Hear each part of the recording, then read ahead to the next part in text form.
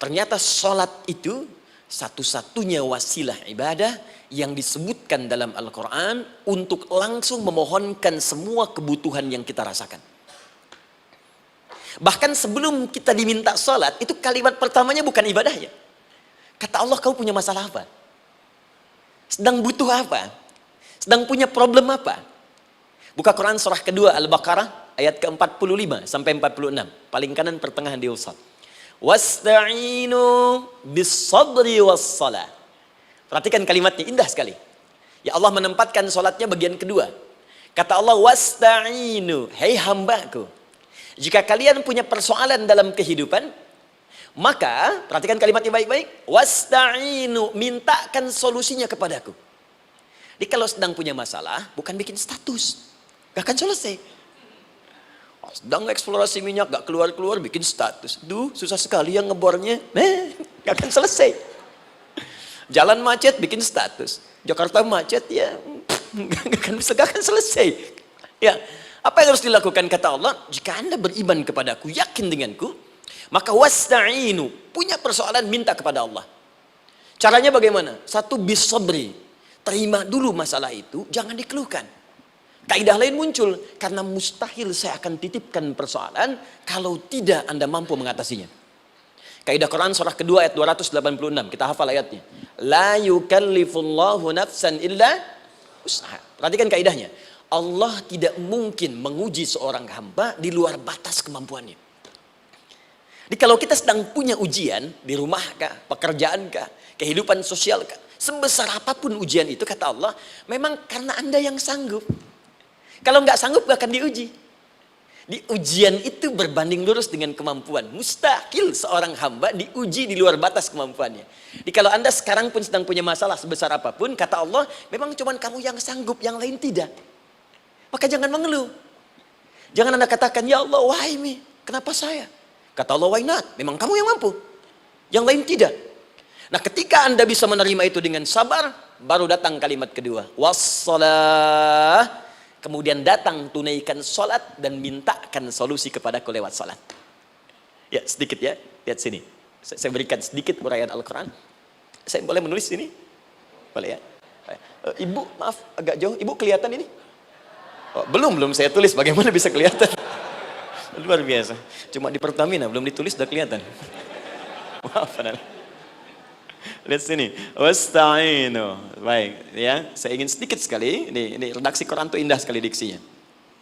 Wasta'inu. Lihat sini. Kata Allah, jika Anda punya persoalan dalam hidup, maka mintakan solusi. Terima dulu masalahnya dengan sabar, karena kita dipercaya oleh Allah. Gini, cara memahaminya. Allah aja percaya dengan kita. Masa kita nggak percaya diri? Allah yakin dengan kita mampu. Masa kita nggak yakin? Terima dengan sabar. Kemudian wassalah, mintakan solusinya lewat salat. Kata perintahnya dibuka dengan kalimat wasta'inu. Kalau kita ingin rubah kata perintah ini, fi'il amr, ingin dirubah ke dalam bentuk permohonan, minta, maka rubah kalimatnya menjadi nasta'in. Lihat, nasta'in. Baik, wasta'inu, kata Allah, kalian punya persoalan, ayo minta solusi padaku. Terus kita pengen minta, ya Allah kami ingin minta. Maka dalam bahasa Arab, kalau kita ingin merubah kalimat ini ke dalam bentuk permintaan, kita katakan nasta'in.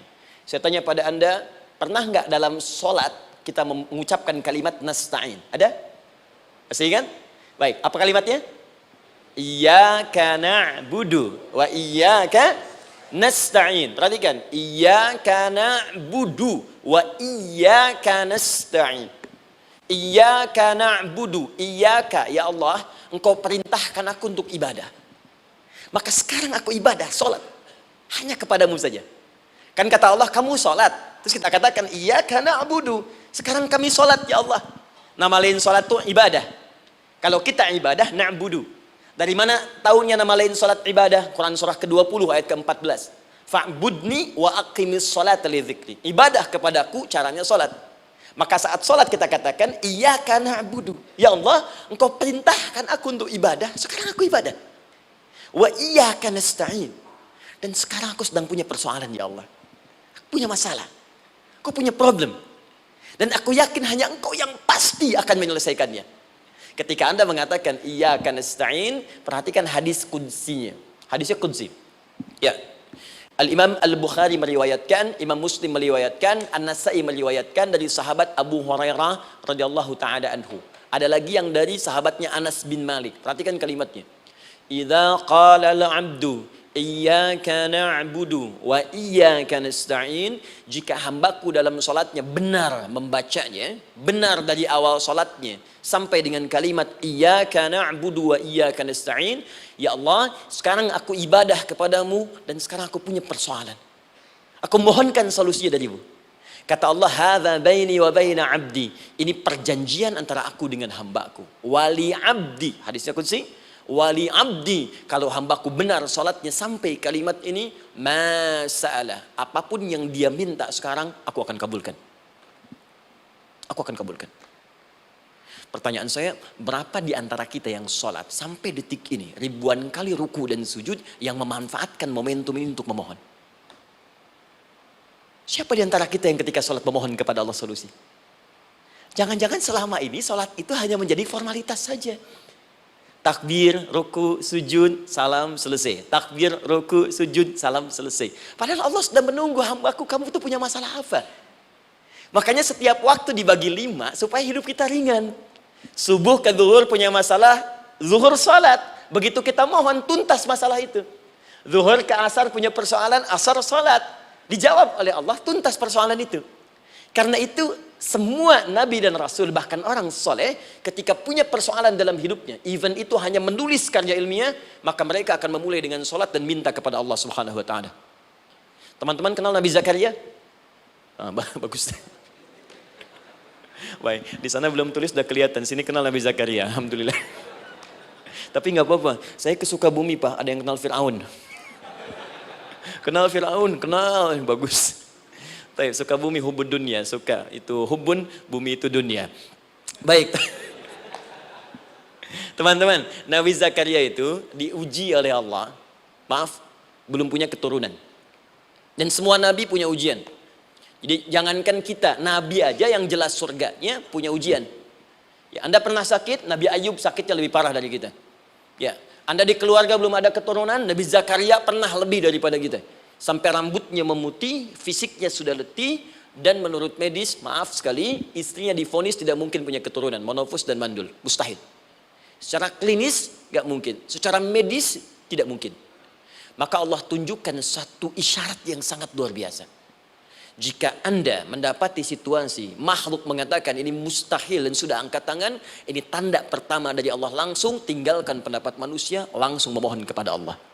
Maka turunlah beritanya di Quran surah ketiga Ali Imran ayat 38 sampai 39. Paling kanan sebelah atas di mushaf. Sekarang perhatikan kalimatnya, saya mau sambungkan dengan Al-Fatihah tadi. Hunalika da'a Zakaria rabbah. Di mihrabnya Nabi Zakaria salat bermohon kepada Allah. Qala rabbi habli min ladunka dzurriyyatan thayyibah. Kemudian ia berdoa, Rabbi habli, ya Allah yang maha memberi tanpa batas. Ini adab pertama, kalau teman-teman mau berdoa, sebut nama Allah sesuai dengan hajat kebutuhan kita. Itu yang disebut dengan Al-Asma'ul Husna. Di Asma'ul Husna itu bukan nama-nama indah yang sekedar dihafal, bukan. Tapi nama yang diberikan oleh Allah sesuai dengan kebutuhan hidup kita. Dalilnya Quran surah ke-17 ayat 110. Ya, paling kanan sebelah atas di mushaf, ke pertengahan. Ya, kata Allah, Qulid Allah. Jika Anda punya persoalan, sebut nama Allah. Allah Awir Rahman atau Ar-Rahman. Ayyamma tad'u, tapi kalau Anda ingin spesifik meminta, falahul asmaul husna. Pilih nama Allah, ia punya nama-nama yang indah sesuai kebutuhan kita. Jadi kalau teman-teman misalnya minta kelancaran rezeki, sebut ya Allah ya Razzaq. Anak mau ujian, ya Allah ya Al-Alim. Di proyek misalnya ada hambatan, ada gangguan, ya Allah ya Al-Jabbar ya Al-Malik. Ingin mudah mengatasi ujian, ya Allah ya Sabar. Minta. Nah, jika Anda ingin memohon pada satu hal yang mustahil menurut manusia, maka minta dengan menyebut nama Allah yang memberi tanpa batas, mustahil di dalamnya. Nama Allah tersebut namanya Wahhab. Wahhab. Ya Allah, ya Wahhab. Al-Wahhab. Kalau kita rubah dalam bentuk permintaan, Maka singkat kalimatnya dengan hab. Hab. Untuk sendiri habli, untuk banyakkan hablana.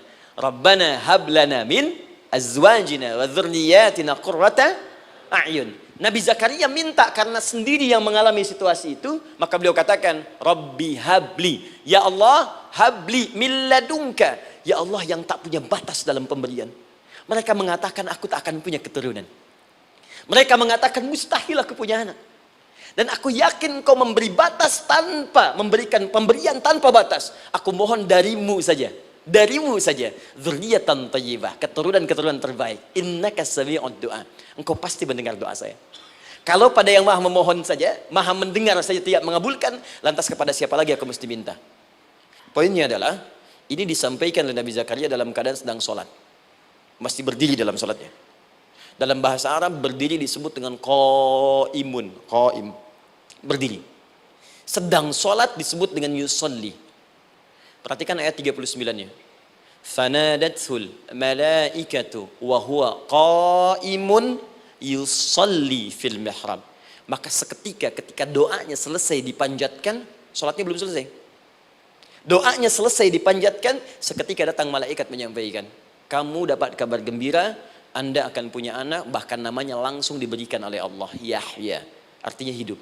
Yang mustahil menurut manusia, lahir dari rahim seorang perempuan yang divonis monopos dan mandul, kata Allah, bagiku yang gak ada yang mustahil. Jadi dan hidup dia. Kapan itu terjadi? Masih sholat dan belum selesai dalam sholatnya, dalam keadaan berdiri. Dalam keadaan berdiri, saat baca Al-Fatihah, Iyyaka na'budu wa saat kita mengatakan wa iyyaka nasta'in, Allah balik bertanya, apa yang kamu butuhkan? Nabi Zakaria itu sholat dulu, baru minta. Kita umat Nabi Muhammad karena keutamaan nabinya, sebelum sholat dah ditunggu. Butuh apa? Mau minta apa? Karena itu, saya ingin katakan, ayo manfaatkan momentum sholat ini. Jangan sekedar kita kemudian tunaikan formalitas, tapi kita tidak mendapatkan keuntungannya. Ayo, semuanya, dari mulai takbir sudah ada doa. Ruku ada doa, bahkan sujud kita bisa perbanyak dalam bahasa hati kita untuk memohon kepada Allah Subhanahu wa taala. Jelas sampai di sini? Baik, mudah-mudahan insyaallah doa kita dikabulkan oleh Allah Subhanahu wa taala. La ilaha illallah Muhammadun Rasulullah.